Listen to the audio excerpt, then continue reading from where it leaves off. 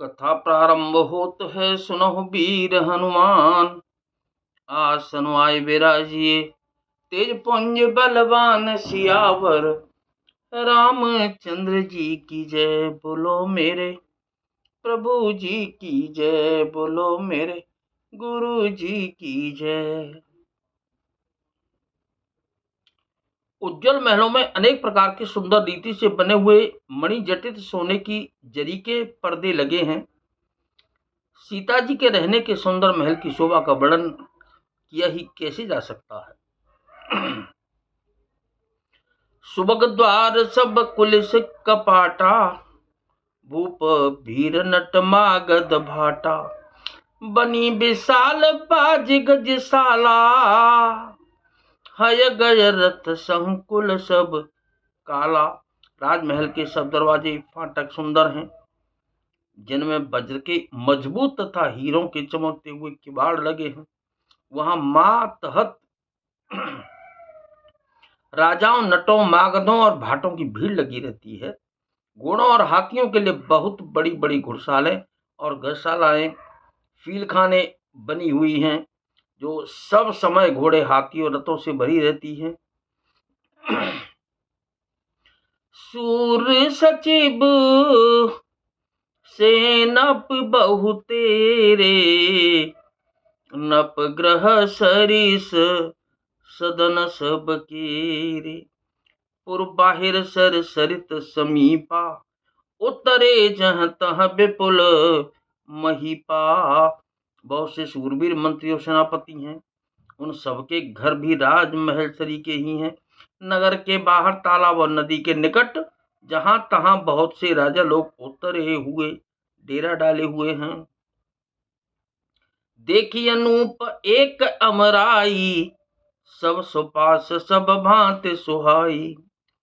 कौशिक कहेहु मोर मनुमाना, यहाँ रहिय रघुबीर सुजाना। वहीं आमों का एक अनुपम बाग देखकर, जहाँ सब प्रकार के सुबीते थे और जो सब तरह से सुहावना था, विश्वामित्र जी ने कहा, हे सुजान रघुवीर, मेरा मन कहता है कि यहीं रहा जाए।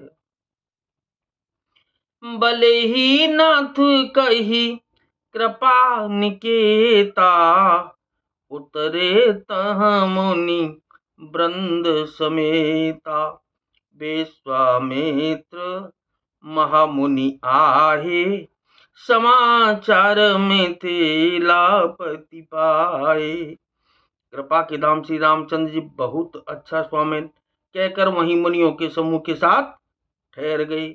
मिथिलापति जनक जी ने जब यह समाचार पाया कि महामुनि विश्वामित्र जी आए हैं, संग सचिव सुच भूरि भट्ट, भूसुर बर गुरु ज्ञाते। चले मिलन मुनि नायक कहीं, मुदित राहु एह भांति सियावर। रामचंद्र जी की जय, पवन सुत हनुमान जी की जय। तब उन्होंने पवित्र हृदय के ईमानदार स्वामी भक्त मंत्री, बहुत से योद्धा, श्रेष्ठ ब्राह्मण, गुरु शतानंद जी और अपनी जाति के श्रेष्ठ लोगों को साथ लिया और इस प्रकार प्रसन्नता के साथ राजा मुनियों के स्वामी विश्वामित्र जी से मिलने चले। हो कीन प्रणाम चरण धरि माथा, दीन आशीष मुदित मुनि नाथा। राम सिया राम, सिया राम जय जय राम। राम सिया राम, सिया राम जय जय राम। हो विप्र वृंद सब सादर बंदे, जानी भाग्य बड़ राहु आनंदे। राम सिया राम, सिया राम जय जय राम। राम सिया राम, सिया राम जय जय राम। राजा ने मुनि के चरणों पर मस्तक रखकर प्रणाम किया। मुनियों के स्वामी विश्वामित्र जी ने प्रसन्न होकर आशीर्वाद दिया। फिर सारी ब्राह्मण मंडली को आदर सहित प्रणाम किया और अपना बड़ा भाग्य जानकर राजा आनंदित हुए। कुशल प्रश्न कही 12 विश्वामित्र न पही बैठारा, तेहि अवसर आए दो भाई, गए रहे देखन फुलवाई। बार बार कुशल प्रश्न करके विश्वामित्र जी ने राजा को बैठाया।